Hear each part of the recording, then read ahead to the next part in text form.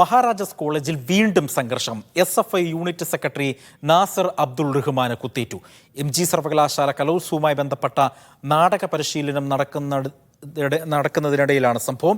KSU fraternity പ്രവർത്തകരാണ് ആക്രമണത്തിന് പിന്നിലെന്നാണ് SFIയുടെ ആരോപണം. SFI പ്രവർത്തകർ മർദ്ദിച്ചുവെന്നാരോപിച്ച് ഫെറ്റേണിറ്റി പ്രവർത്തകരും ചികിത്സ തേടി.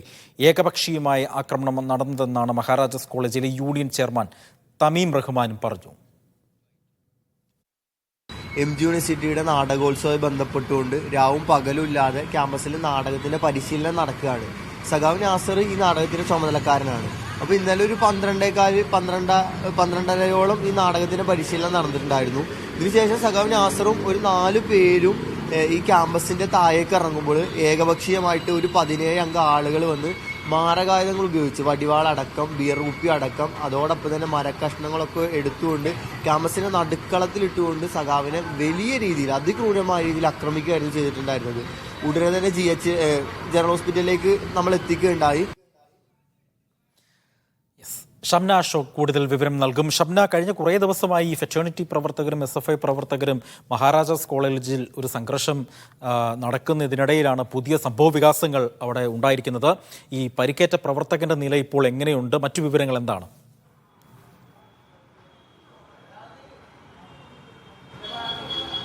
അജി, MG സർവകലാശാല കലോത്സവവുമായി ബന്ധപ്പെട്ട നാടകത്തിന്റെ പ്രാക്ടീസ് നടക്കുന്നതിനിടയിലാണ് ഇത്തരത്തിലുള്ള ആക്രമണം ഉണ്ടായിട്ടുള്ളത് എന്നുള്ളതാണ് SFI പ്രവർത്തകർ പറയുന്നത്. ഇപ്പോൾ നിലവിൽ പരിക്കേറ്റ് ചികിത്സയിൽ കഴിയുന്ന SFIയുടെ യൂണിറ്റ് സെക്രട്ടറിയായ നാസർ റഹ്മാൻ, അദ്ദേഹത്തിനാണ് ഈ നാടകത്തിന്റെ ചുമതല ഉണ്ടായിരുന്നത് എന്നുള്ളതാണ് SFI പ്രവർത്തകർ പറയുന്നത്. അങ്ങനെ നാടകത്തിന്റെ പരിശീലനം തുടർന്നു പോകുന്നതിനിടയിൽ രാത്രി ഒരു 12:30 കൂടിയാണ് ഇത്തരത്തിൽ 17 പേരടങ്ങുന്ന സംഘം അവിടെ എത്തിയിട്ടുള്ളത് എന്നുള്ളതാണ് SFI ആരോപിക്കുന്നത്. ഇതിൽ KSU SFI പ്രവർത്തകരുണ്ട്. ഈ യൂണിറ്റ് സെക്രട്ടറി ആരാണ് ആക്രമിച്ചത് എന്നുള്ളത് തിരിച്ചറിയുകയും ചെയ്തിട്ടുണ്ട്. അതുകൊണ്ട് ഈ KSU SFI പ്രവർത്തകരാണ്, KSU ഫ്രട്ടേണിറ്റി പ്രവർത്തകരാണ് അവിടെ ആക്രമണം നടത്തിയിട്ടുള്ളത് എന്നുള്ളതാണ് SFI ആരോപിക്കുന്നത്. ഈ പരിശീലനം നടക്കുന്നതിനിടയിലേക്ക് മുഖംമൂടി ഉൾപ്പെടെ ധരിച്ചുകൊണ്ട് ആളുകൾ ഓടി പാഞ്ഞു വരികയായിരുന്നു എന്നുള്ളതാണ് SFI പ്രവർത്തകർ കാര്യമായി പറഞ്ഞിട്ടുണ്ടായിരുന്നത്. ഏതായാലും പരിക്കേറ്റ യൂണിറ്റ് സെക്രട്ടറിയുടെ നില അതീവ ഗുരുതരമല്ല, പക്ഷേ കയ്യിലും കാലിലുമെല്ലാം നല്ല രീതിയിൽ കുത്തേറ്റിട്ടുണ്ട്. അതുകൊണ്ട് അദ്ദേഹത്തിന്റെ കയ്യിൽ ഒരു ചെറിയ സർജറി വേണ്ടിവരും എന്നുള്ളതാണ് നിലവിൽ SFI പ്രവർത്തകർ തന്നെ പറഞ്ഞിരിക്കുന്നത്. അത് ഉച്ചയോടുകൂടി ചിലപ്പോൾ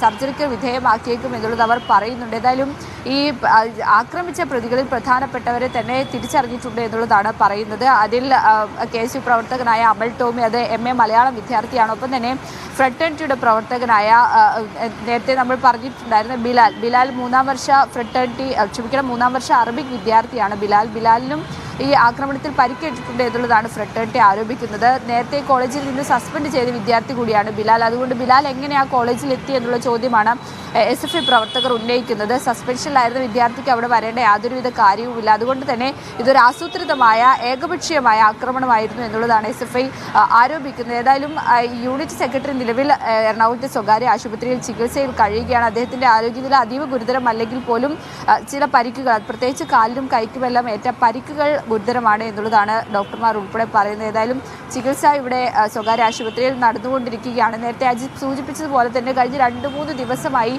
KSU ഫ്രട്ടേണിറ്റി SFI പ്രവർത്തകർ തമ്മിൽ മഹാരാജാസ് കോളേജിൽ വലിയ രീതിയിലുള്ള സംഘർഷം നടക്കുന്നുണ്ട്. അത് തെരഞ്ഞെടുപ്പുമായി ബന്ധപ്പെട്ടുണ്ടായ ചില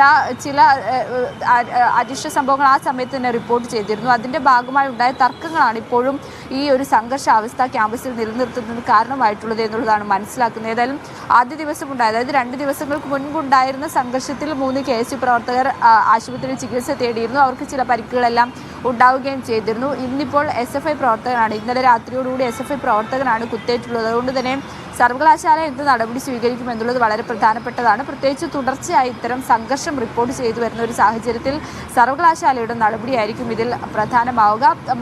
മറ്റൊരു വശത്ത് നോക്കുകയാണെങ്കിൽ പോലീസ് അത് ക്രിമിനൽ കുറ്റമാണ്, ഒരാളെ കൊലപ്പെടുത്തണമെന്ന ഉദ്ദേശത്തോടു കൂടി ആക്രമിക്കുക. അതുകൊണ്ട് തന്നെ അക്കാര്യത്തിൽ പോലീസും അന്വേഷണം നടത്തുകയാണ്. പ്രാഥമിക വിവരങ്ങൾ ശേഖരിച്ചിട്ടുണ്ട്. നിലവിൽ ഈ ആശുപത്രിയിലുള്ള SFI പ്രവർത്തകരോടും ഒപ്പം തന്നെ ഈ ചികിത്സയിൽ കഴിയുന്ന യൂണിറ്റ് സെക്രട്ടറിയുടെ മൊഴിയും രേഖപ്പെടുത്തുമെന്നാണ് അറിഞ്ഞിട്ടുള്ളത്. അങ്ങനെ പോലീസിന്റെ അന്വേഷണം ഒരു വഴിക്ക് നീങ്ങുന്നുണ്ട്. അതേ സമയത്ത് തന്നെയാണ് ഈ സർവകലാശാല ഏതായാലും വിദ്യാർത്ഥികൾക്കെതിരെ അച്ചടക്ക നടപടിക്കുള്ള സാധ്യത കാണുന്നുണ്ട്. പ്രത്യേകിച്ച് പ്രധാനപ്പെട്ട ഒരു കേസ് കൂടി ആയതുകൊണ്ട് അച്ചടക്ക നടപടി ഉണ്ടാകും എന്നുള്ളത് തന്നെയാണ് കാര്യത്തിൽ. ഏതായാലും പരിക്കേറ്റ് ചികിത്സയിൽ നിലവിൽ SFIയുടെ യൂണിറ്റ് സെക്രട്ടറി ഇവിടെ ചികിത്സയിൽ കഴിയുകയാണ്. ഫ്രട്ടേണിറ്റിയുടെ ഒരു പ്രവർത്തകൻ കൂടി ചികിത്സ തേടിയിട്ടുണ്ട് എന്നുള്ളതാണ് നിലവിൽ മനസ്സിലാക്കുന്നത്. ഏതായാലും സംഘർഷം അവിടെ തുടരുകയാണ്. മഹാരാജാസ് കോളേജിൽ കുറച്ച് ദിവസങ്ങളായി തുടരുന്ന സംഘർഷത്തിന്റെ ബാക്കിയായി വേണം ഇന്നലെ നടന്ന ഈ ആക്രമണത്തെയും നമുക്ക് കരുതാൻ. ശരി, ഷംന അശോകാണ് കൊച്ചിയിൽ നിന്നും വിവരങ്ങൾ നൽകിയത്.